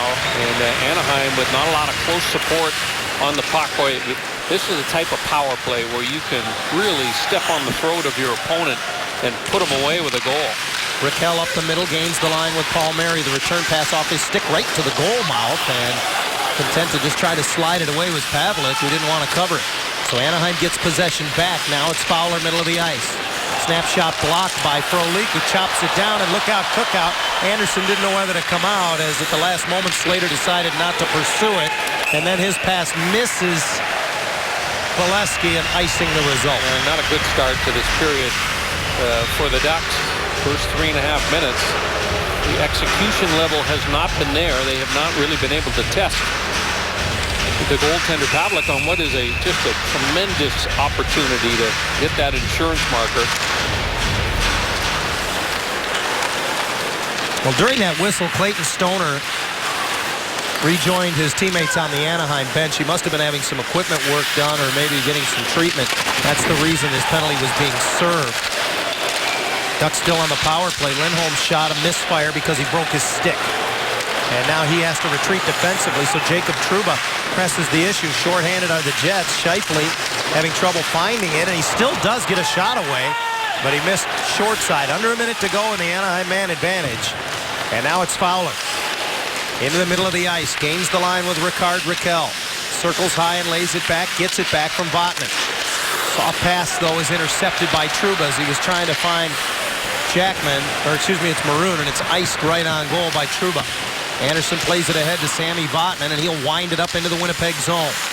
Vatanen pulls up, throws it across. Maroon looks around, shovels it down low, and it got away from Bourque. But the Jets are running everywhere to try and put pressure on the puck. Kessler got it to Vatanen. His pass well off the mark, intended for Getzlaf. Under 10 seconds in the power play. Vatanen can't one-time it or stop it, but he keeps it alive. Maroon has it knifed away, and now here comes Andrew Ladd with Byfuglien. Byfuglien jumps in, and he hit the post. Penalty coming up to Anaheim. As the penalty expires, being served by Thorburn for Evander Kane. You know, John, the execution level very poor for Anaheim. First 5 minutes here. Winnipeg was running way out of position to make hits, and the Ducks just couldn't make a play when they needed to make a play. And eventually the turnover, Byfuglien with a scoring chance, another post in behind the goaltender Frederik Andersen. It's a break for him. You know, penalty being called against Sami Vatanen for the chop just as Byfuglien released that shot. So you talk about a change of momentum, a poor power play from the Ducks. I think it swung the momentum in favor of Winnipeg here. The Jets on their 5th power play of the night. Incidentally, that matches Anaheim's total. You know, dwelling on a theory, by the way. Making a factual statement. Face off to the right of Anderson as the Jets, who have both of their goals in this game, go back on the man advantage. Trouba drives wide, and Silfverberg knocks it away and clears past Byfuglien. And here's a chance shorthanded as Thompson goes after it. Way out is Pavelec to knock it away, and he also knocked Thompson's stick out of his hands.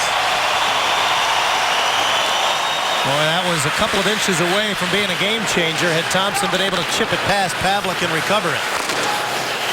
Ducks have to focus on the penalty kill now, and Roback knocks a puck away in the corner and gets it ahead to Cogliano.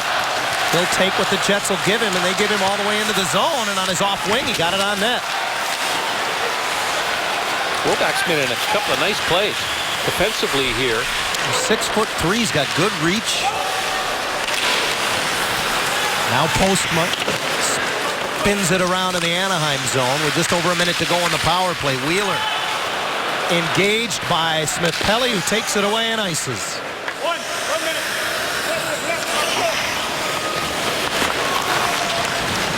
Jets get changes on the power play. Little's pass broken up in the neutral zone. Kessler got a stick on it. Winnipeg's offside. Now they get onside. That buys time for the Ducks, and Stoner will hammer at the length of the sheet.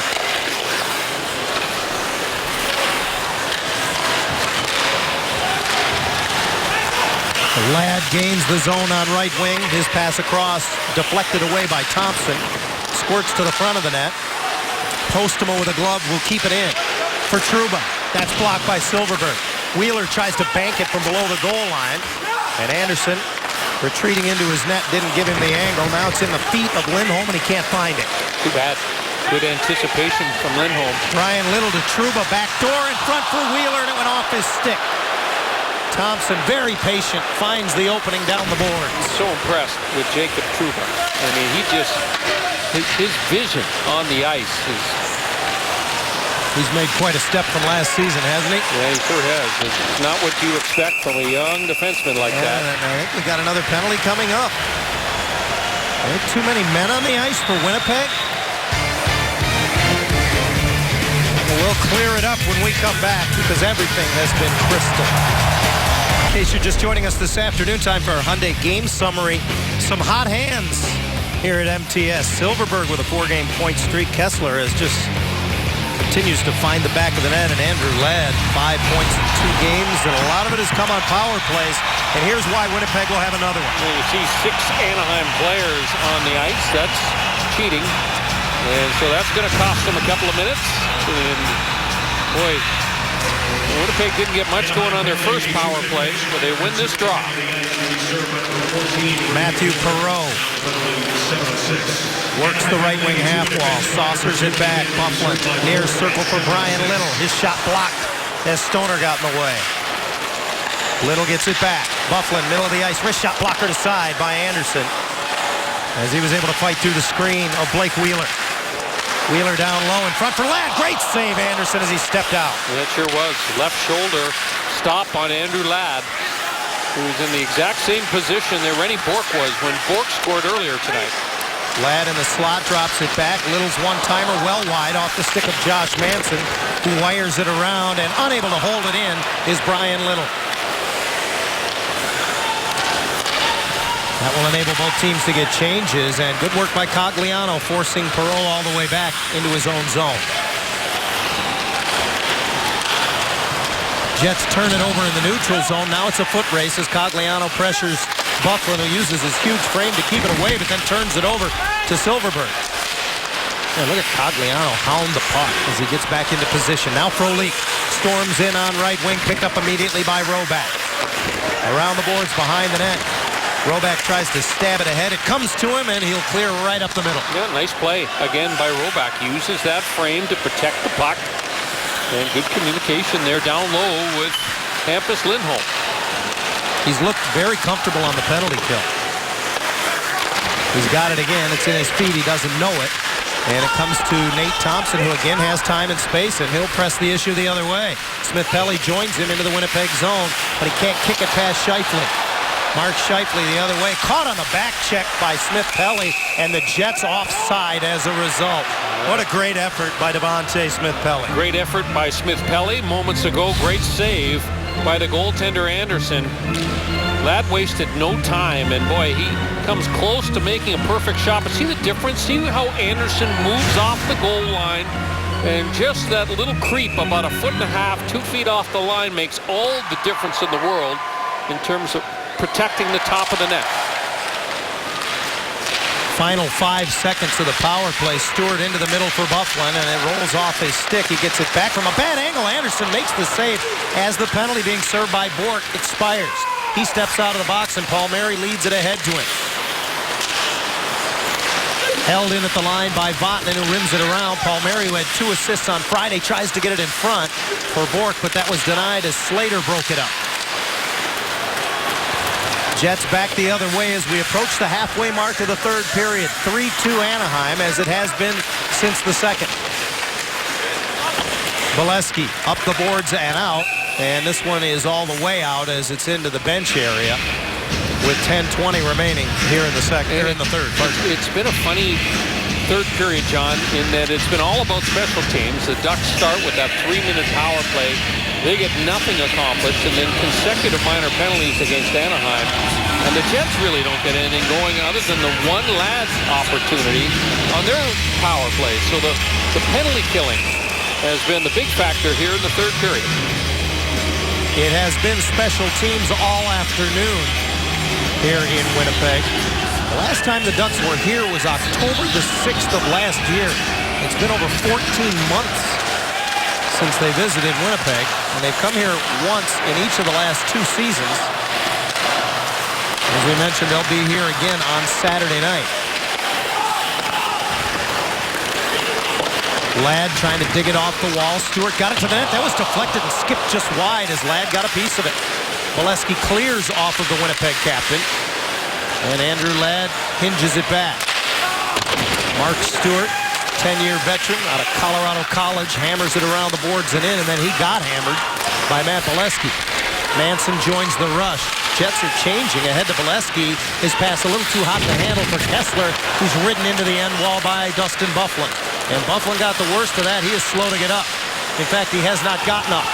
Jets turn it over. Here's Jackman the other way with Bolesky, who Maroon, who drifted it over top and then tried to center back off the netminder. Byfuglien hasn't moved much since he got back up. He's in distress. He's on one leg. Yeah, Maroon got it to the net, and now a penalty coming up to the Jets as Jackman is spilled in the near circle, and they'll check him for blood. I think he may have been clipped by a high stick. The parade to the penalty box continues as they hold their breath in Winnipeg. Well, Dustin Byfuglien has not gone to the Jets locker room. There's been a trainer whispering in his ear the whole time. Here's how it happened. He went to hit Ryan Kesler. Appeared to jam the right knee up against the boards. He had difficulty standing up.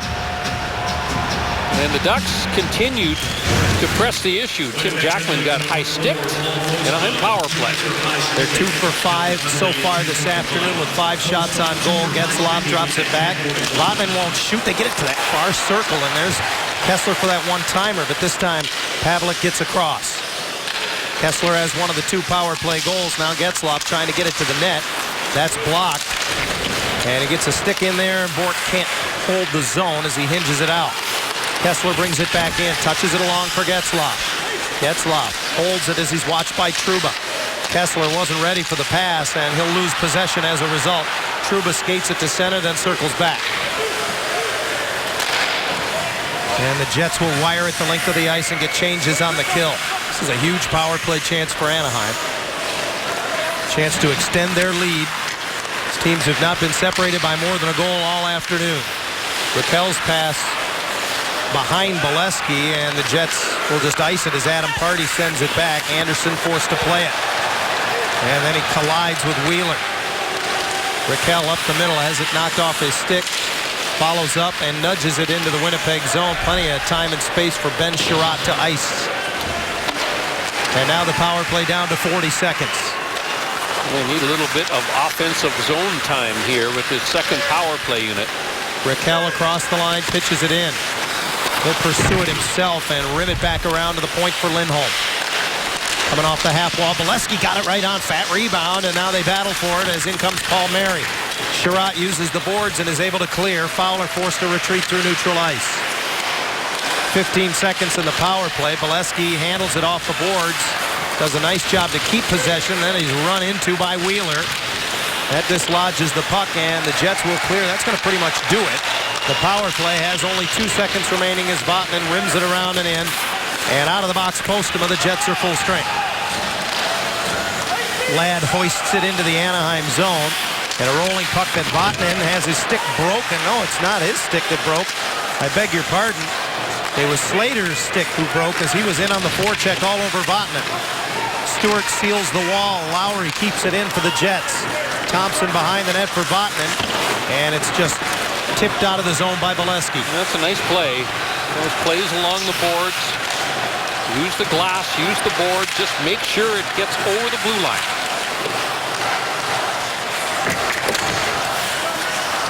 Strange bounce off the stanchion, came into the middle of the ice, and the Ducks are there. Thompson gets it to Cogliano, comes in, and his shot deflected out of play by Mark Stewart. Well, there's really no surprise. This is where we are, Brian. 6:33 to go, and another one-goal game. Yeah, and they've done a great job in protecting leads late in games. And they've relied heavily on their goaltender at times to do that.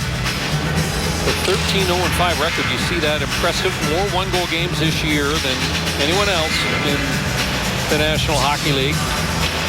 And I maintain that until the Ducks start to get some of the bodies back off of injured reserve, the fact that they're able to find ways to win is very impressive. Getzlaf had won 75% of his faceoffs through the first 2 periods, and he wins another one there. But it's Perreault who strides the other way, goes inside on Manson, and he's right on the doorstep. Anderson makes a huge stop. Boy, no call. He got hooked, too. Power plays are 6-6 right now. Can't upset the apple cart. And now you're definitely back to theorizing again, John. That's more than factual. You can't spend 13 years working with a conspiracy theorist and not pick something up. Scheifele with speed through the neutral zone. Into the middle, and it's blocked, and back come the Ducks with numbers. 3-on-2 if they hurry. Bolesky has Kesler with him and Palmieri. Kesler gave it back to Bolesky, steered it just wide on the redirect. He did not. What a great play by Kesler. Now it's 4 abreast are the Jets as they storm into the Anaheim zone, and the centering pass off Stoner's stick. Stewart, the defenseman, all the way up on the play, puts it behind the net. Stoner hit by Ladd. He reverses it around. Bolesky drops down to the hash mark. Strange bounce off that Zamboni corner there. And Anaheim able to recover and roll it back. This will not go far enough for icing. Ducks activating, or have to be aware of the Jets activating their defensemen. They've been down, crashing down off the blue line every single opportunity here. What a battle along the near boards, and Jackman finally gets it ahead to Maroon, who gets it in. Trouba pressured by Maroon, reverses for Stewart. He sweeps it up the boards, and Lowry wipes it cross ice with speed. Here's Trouba. Trouba takes the shot, got his own rebound, and he scored!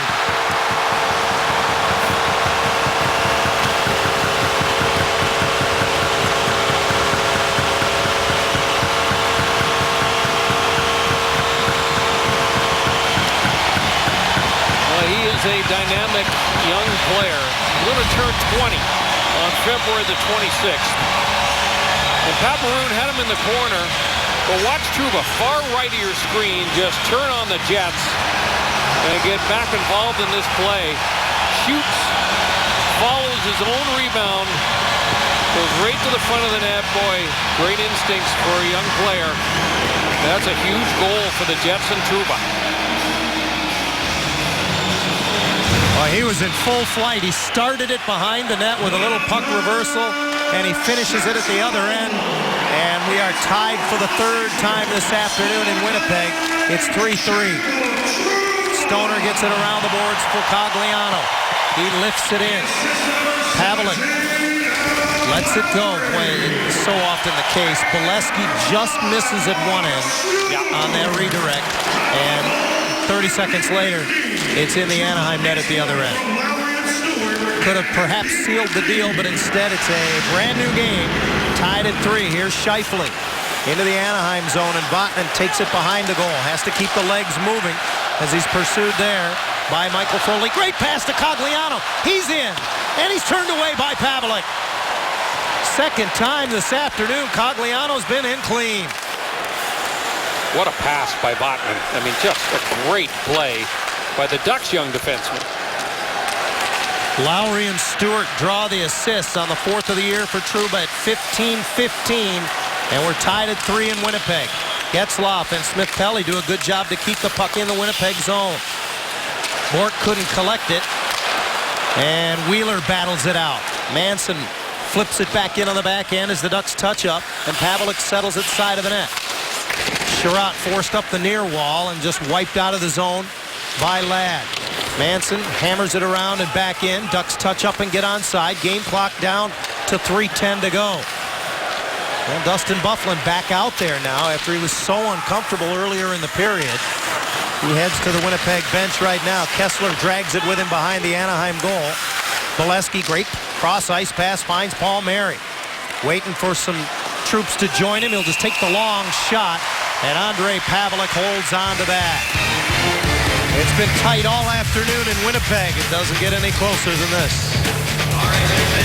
Entertaining hockey game here in Winnipeg. Andrew Cogliano knows that he had the puck on his stick moments ago. Just after Matt Bolesky had missed that redirect, Cogliano was sent in alone on a breakaway. And unfortunately, that puck moved right off the toe of his stick. 2:54 remains as Kessler wins the draw. Bolesky in behind the net, trying to bring it in front. He does, can't get a backhand shot through as everybody in blue was at the top of the blue. Mark Stewart pulls it away, rolling puck that he flutters ahead for Mark Scheifele. Roback behind the net, rims it around. It comes back to him. Pops straight up in the air. Scheifele and Frolik get it back to Trouba. His shot just wide. Boy, that may have deflected off the stick of Hampus Lindholm. It did not miss by much. Bolesky tries to go to the middle. It goes straight up in the air. Frolik holds it in. His bid gloved down by Roback, who sends it ahead for Kessler. Kessler across the line, takes a long wrist shot. Blocker save Pavelec.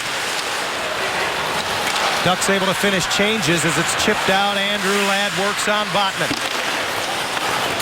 Hard around for Wheeler. And good work by Nate Thompson. Tied up Wheeler's stick, enabling Anaheim to clear the zone as the puck popped free. Byfuglien retreats into his own zone. Anaheim very passive as his pass ahead is steered through the neutral zone by Brian Little. Ladd rims it around. Stoner reverses for Vatanen. Around the wall, Cogliano has it knocked away by Sherratt, who runs into Vatanen, knocking him down. Ben Sherratt to the line. Byfuglien, he went against the grain, and it comes hard off the end boards. Chipped out by Cogliano. Ducks need a change. Silverberg's been trapped out on the ice. Now he's going to get an opportunity to head back to the bench. Byfuglien from behind the net angles it ahead. That hopped the stick of Halishuk, and this is going to be an icing call with 1:11 remaining in the third, tied at 3. Don't forget, it's Ducks Live immediately following the conclusion of this one this afternoon in Winnipeg. As always, brought to you by Mazda. Tied at 3. We showed you all the numbers in one-goal games. Well, the Ducks also lead the league in overtime games played. 10 to date through their first 28. They're going to need a goal in the next 71 seconds if they're to avoid number 11. A big face-off win there. As Slater wins that draw head-to-head against Getzlaf after the right off of the icing call. Last minute of play in the third period. Under a minute now remains in the third as Getzlaf dislodges it for Lindholm. Cross ice looking for Smith-Pelly. Doesn't matter whether he touched it. He was on the wrong side of the red line, even if he did. So as it comes off the boards and goes the length of the sheet, it's an icing call. And we'll see if Bruce Boudreau feels he needs to exercise a timeout here with 49.5 seconds to play. Taking a peek. His players look fine, so I think Getzlaf comes over and changes his stick before he steps in to take this draw. This is an enormous one right here. Scheifele will oppose him. And Getzlaf, so often, John, that's his go-to move. He uses his feet to win the possession of the puck off of the face-off. Fowler couldn't get it up the boards and out, though, and now he has to race Perreault. He jabs it away from him behind the net. Go, Jets, go is the chant from a sellout crowd at MTS Center, and Getzlaf joins the fray to clear on the near side. Half a minute remains in regulation. Tied at 3, Frolik chops it in. Lindholm sends it back up the boards. Frolik knocks it away from Getzlaf. And Getzlaf intercepts his centering pass as he came back. Smith-Pelly able to jab it out of the zone, and here's Trouba right back in offside, and he will not make any friends as he takes the shot after the whistle. And this is where Anaheim has to be careful. You don't want to take a penalty. You want to express yourself here, but in a tie game with 12 seconds to go, you don't want to be overly expressive. Trouba initiates the contact with Fowler. What a dynamic player, isn't he? Jacob Trouba leads the rush. Lots of confidence.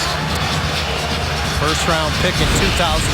Trouba was taken 8th overall. Getzlaf coughed it up, but then he stayed with it and got it back. Yeah, the instincts of a good centerman in the defensive zone. When you turn the puck over, you go right to the middle of the ice. If that's your first move, to get back to the middle of the ice, quite often that's where the puck is going to end up.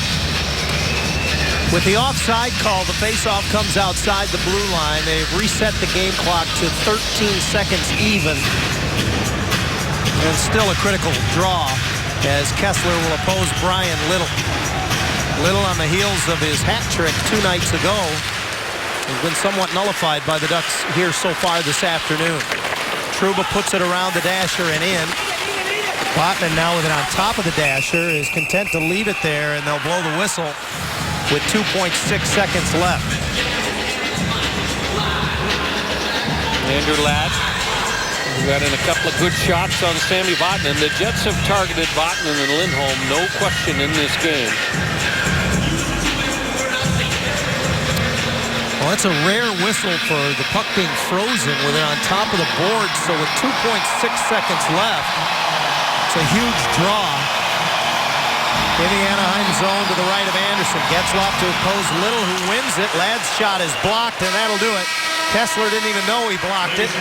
But that ends regulation, and for the 11th time in 29 games this season, Anaheim will go to overtime.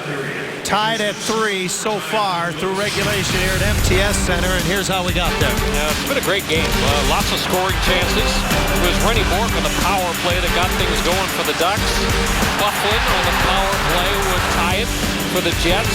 Andrew Ladd would jump on a rebound to give Winnipeg the lead, and then the Ducks would come all the way back. Clayton Stoner's shot redirected by Silverberg to tie the game up. And then Ryan Kessler, boy, Kessler just red hot. Another power play goal for the Ducks. No chance for Pavlik, and then late, the youngster Jacob Trouba leads the rush, jumps on his own rebound, and slides it in behind Frederik Andersen. Our Land Rover player of the game this afternoon, Jakob Silfverberg, who now has a 4-game scoring streak going. He has goals in consecutive games. Silfverberg with that deft little tip. And as always is the case, he'll get a lot of ice time in the 4-on-4 situation that is overtime. It's nice to see the goals going in for Jakob. He's had so many chances. And you look on the board and you see just 3 goals for him, and you think, boy, is he just not getting his chances? Well, that's not the case. He's getting all kinds of chances.